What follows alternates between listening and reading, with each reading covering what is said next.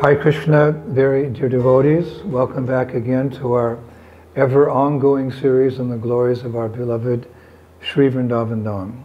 But first, Nama Om Vishnupadaya Krishna Pashtaya Bhutale Srimati Bhaktivedanta Swaminiti Namane Namaste Saraswati Deve Gauravani Pracharane Nirvishesha Shunyavadi Pashtata Deshatarane.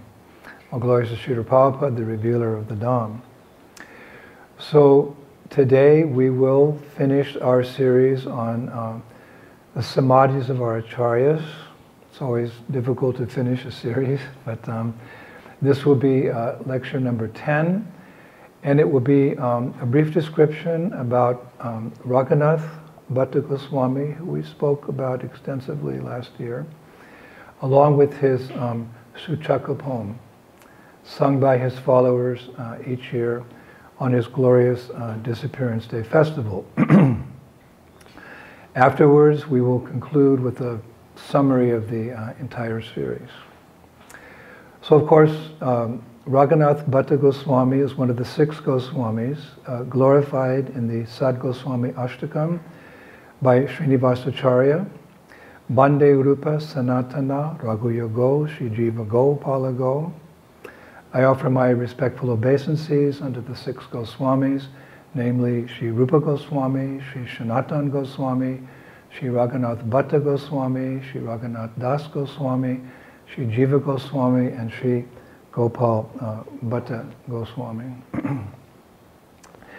In the spiritual world, we know that Raghunath Bhatta Goswami is Raga Manjari, and in the pastimes of Lord Chaitanya Mahaprabhu 500 years ago, he was a very intimate associate of the Lord.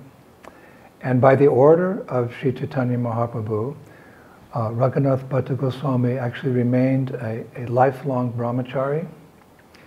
His service to the Sankirtan mission was the constant chanting of Hare Krishna and reading and even more so reciting Srimad Bhagavatam to the devotees in Vrindavan. In Jagannath Puri, Raghunath Bhatta Goswami satisfied Lord Chaitanya by his exceptional cooking. He was a very good cook, and his kirtan performances when he sang kirtan, actually which won him the title I was reading as Kirtan Acharya. I read that. And when he came to Vrindavan on the order of Mahaprabhu, Vaishnavas on the level of Sri Rupa and Sanatana Goswamis, they would regularly come and hear his lectures on the Bhagavatam. It's described that his recitation of Srimad Bhagavatam was unparalleled, partly because when he would sing the verses, he could sing them in 4 different beautiful melodies. It's described as sweet as a cuckoo. It is said he was so absorbed in Krishna Katha that he never heard or spoke of worldly topics. And then it says, what to speak of criticizing devotees. He believed that all Vaishnavas are sincerely serving the Lord according to their realizations, and therefore one should overlook their faults. This was his vision. We also know that under his inspiration, a wealthy disciple built the famous Govindaji temple, or Radha Govinda temple in Vrindavan. It's described he was a scholar in all subjects, although interestingly enough, he didn't write any books like the other Goswamis. And when he departed this world in the year 1579, fearing that Muslims might desecrate his sacred form, Srila Jiva Goswami had his body cremated. And his ashes were placed in 2 samadhis, one at Radhakund and another in that famous area of Vrindavan called 64 Samadhis area. So his ashes were put in 2 different places, two different samadhis. His Suchaka Kirtan, sung each year on his Disappearance Day, actually goes into more details about his illustrious qualities. So like the other acharyas we discussed in this series, we'll recite his Suchaka Kirtan. it goes like this. Sri Raghunath Bhatta Goswami was always absorbed in remembering the transcendental qualities and pastimes of Radha Madhava. Thus he didn't know whether it was day or night. There is no comparison to the strength of his bhajan. He was a beloved disciple of Sri Chaitanya Mahaprabhu. He lived in Benares, Varanasi, with his father, Tapan Mishra. Lord Gaurachandra once visited his home. Feeling intense happiness, Raghunath served the lotus feet of Lord Chaitanya for 2 weeks. While living at home, Raghunath helped his father and constantly chanted the names of Lord Chaitanya. After his father's disappearance, he came to Nilachala Dham, Jagannath Puri, to take shelter of Gaurahari's lotus feet. Then Mahaprabhu sent him to Vrindavan, after showering his mercy and blessings upon him. Raghunath Bhatta embraced the teachings of Lord Chaitanya fully within his heart. He met Rupa and Sanatana Goswamis in Brajadam. Seeing Raghunath, the Goswamis felt overjoyed, floating in the nectar ocean of Radha Krishna Prema Rasa. Radha Krishna Prema Rasa. Together they relished Krishna Katha and tasted spiritual sentiments. Sometimes they showed ecstatic symptoms such as crying, shivering, and hair standing on end. All the devotees would meet on the banks of the Jamuna, feeling the happiness of pure love for Radha and Krishna. They would laugh and joke. Regularly, Raghunath recited Srimad Bhagavatam. His words sounded just like nectar. Raghunath Bhatt Goswami displayed the topmost example of renunciation. He was completely pure and overflowing with prema. Melodious and pleasing words always decorated his speech. Birds and beasts would shiver in bliss, and stones would melt upon hearing his nectarian Bhagavat Katha. Both Gopal Bhatta and Raghunath Bhatta worshipped Sri Rupa and Sanatana Goswamis. This Radha Ballabha Das, the author, says, I am drowning in the sea of sense gratification. Please, O Bhatta Raghunath, be kind, accept me, and give me the shelter of your lotus feet. Hare Krishna, the Suchaka Kirtan of Raghunath Bhatta Goswami. Wow. So in summary, this series, samadhis that contain the bodies of great saints are, you could say, like temples, where devotees can pray to, worship, and remember the Lord's associates, and in doing so, advance in Krishna consciousness. That we've all understood, I think. A samadhi is a tomb that contains the remains of a great Vaishnava, and therefore it's a place of intense spiritual potency. Almost like, you could say, a juncture between the material and spiritual worlds. So we as members of ISKCON should regularly visit the samadhis of our acharyas and saints that we discussed in this series. When we're in Vrindavan or in Mayapur, or in the case of Jagannath Puri, Srila Haridas Thakur's samadhi. But including first and foremost, I would say, the samadhi of our beloved Srila Prabhupada here in Sri Vrindavan Dham. I think one of the lectures in this series, I said that's the most sacred place in creation for members of the International Society for Krishna Consciousness. In doing so, we can emulate the example of Srinivasacharya. I was reading Bhakti Ratnakara. 500 years ago, when Jiva Goswami requested Srinivasacharya, Narottam Das Thakur, and Shyamananda Pandit, our heroes, to take the books of the 6 Goswamis to Bengal, famous pastime. Srinivasacharya visited first the various deities of Vrindavan to pay his respects and to beg for their blessings. It's also stated that he visited several of the samadhis of our acharyas, beginning with Srila Sanatana Goswami's samadhi, where upon visiting that samadhi, he fell on the ground, and with great emotion he famously called out, "O Prabhu Sanatan, O friend of the fallen and unfortunate." He said like that. Actually, I was reading that Srinivasacharya was deeply attached to Sanatana Goswami, whom Lord Chaitanya respectfully referred to as the greatest scholar and would often call his favorite devotee. Mahaprabhu referred to Sanatana Goswami like that, as the greatest scholar and his favorite devotee.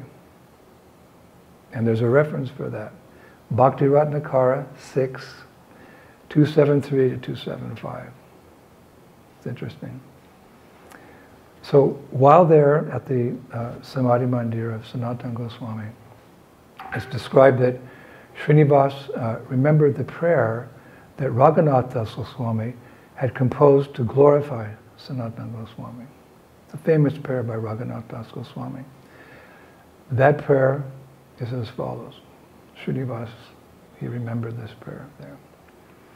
I was unwilling to drink the nectar of devotional service, possessed of renunciation, but Sanatana Goswami, out of his causeless mercy, made me drink it, even though I was otherwise unable to do so. Therefore, he is an ocean of mercy. He is very compassionate to fallen souls like me, and thus it is my duty to offer my respectful obeisances unto his lotus feet, to Sanatana Goswami. Now it's described that sitting beside Sanatana Goswami's samadhi, Srinivas Acharya lost control of himself and he cried incessantly. Preparing himself to go to Bengal, this is all happening. And only after some time, Jiva Goswami was able to pacify him. So Srinivas then continued on to Rupa Goswami's samadhi, where he offered his respects again and again, this time being careful to control his emotions. But I was reading, when he bowed down before Rupa Goswami's samadhi, tears again fell from his eyes as he remembered the wonderful characteristics of Sri Rupa Goswami. It is said that his heart melted just like wax melts in fire. So poetic. His heart melted at the Samadhi Mandir of Rupa Goswami, just like wax melts in fire. You can imagine wax melting in fire. There he offered a prayer composed by Kavi Karnapura, a beautiful prayer. I'll also recite that prayer, glorifying Rupa Goswami. Indeed, Sri Rupa Goswami, whose dear friend was Swarup Damodar, was the exact replica of Sri Chaitanya Mahaprabhu, and he was very, very dear to the Lord.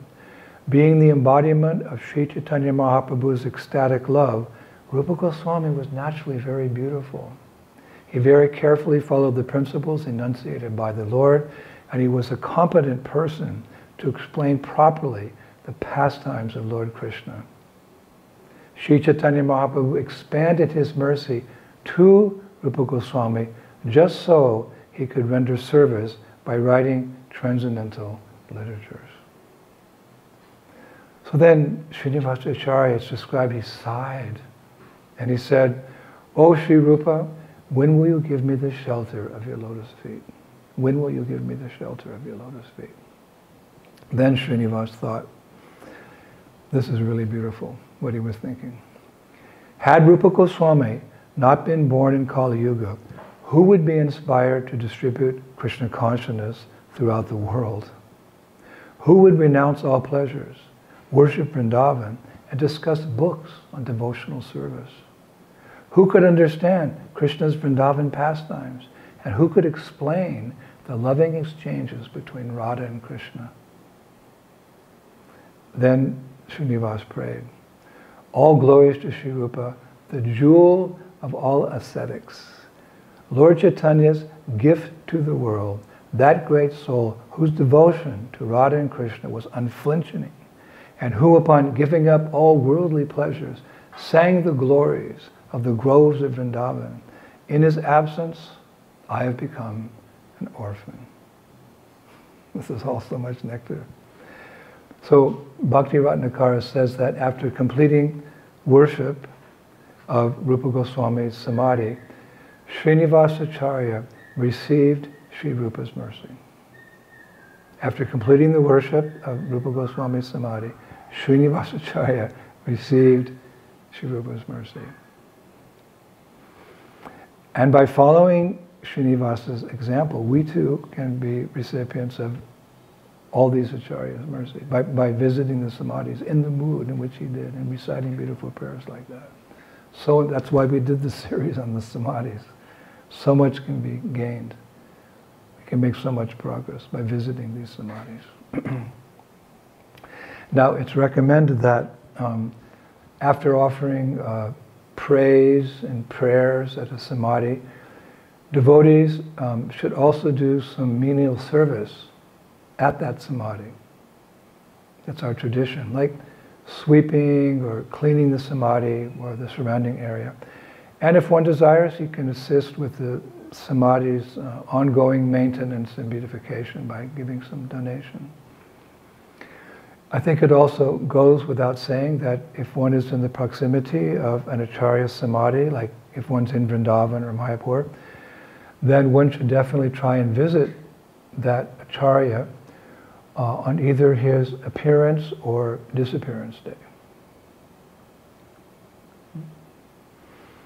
Of the two appearance and disappearance days, Vaishnavas celebrate the disappearance day more elaborately. We discussed this in a previous class, actually.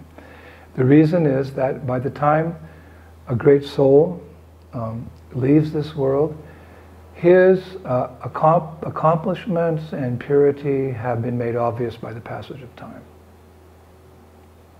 Therefore, in the Gaudiya Vaishnav calendar, we see that the appearance days of all acharyas may not be recorded.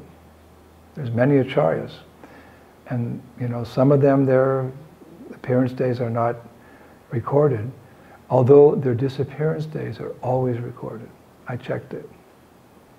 The disappearance day of the acharya is always recorded, although their appearance day may not be recorded, because so much emphasis is given to the disappearance day. And according to our means, we should observe these disappearance days with great festivals. Of course, if one doesn't have, the finances to do so or the facilities to do so, that's okay. It's the mood, the bhav in which one observes the disappearance day. And the following, found in Jaiva Dharma by Bhaktivinoda Thakur, is a practical example of how simple such a festival can be. And we'll conclude today's lecture and the series with this simple example how even in the privacy of your own home somewhere in the world, you can nicely observe the festival in a simple but loving way. And here I am, herein I'm quoting Jaiva Dharma by Bhaktivinoda Thakur. He writes, "Once Gorkashore Das Babaji announced to his servant Bihari, 'Bihari, this afternoon we will observe a great festival to honor Sanatana Goswami's passing.' Bihari replied, 'But Babaji Maharaj, we have no ingredients with which to prepare a festival.' Babaji Maharaj raised his hands and said, 'We have the main ingredient for a festival. We don't need anything else. We will simply chant Hare Krishna and fast, and in that way enjoy a great celebration.'" Hare Krishna. Thank you, Prabhu. It's been wonderful researching and studying and delivering these lectures about these samadhis of our acharyas. I hope that you've appreciated and benefited, and when you come to Vrindavan or Mayapur or Jagannath Puri, you'll remember and visit these samadhis accordingly, as we've discussed. So we'll finish here, and I'll think of another series this week and be back again next Friday. We're back in Sri Vrindavan Dham. We just came from Rishikesh, preparing a festival there we'll be doing in March, but it's always good to come home to Sri Vrindavan Dham and share it with you. See you next Friday. Shishi Gauranitai ki, Shishi Krishna Balaram ki, Shishi Radha Shama Sundar ki, Vrindavaneshwari, Shrimati Radharani ki, Mayapur Dham ki, Shishi Gauranitai ki, Shri Krishna Sankirtan Yagya ki, back home, back to Godhead ki, Nitai Gaur Premanandi, Jai Jai Sisi Radhe Sham. All glories to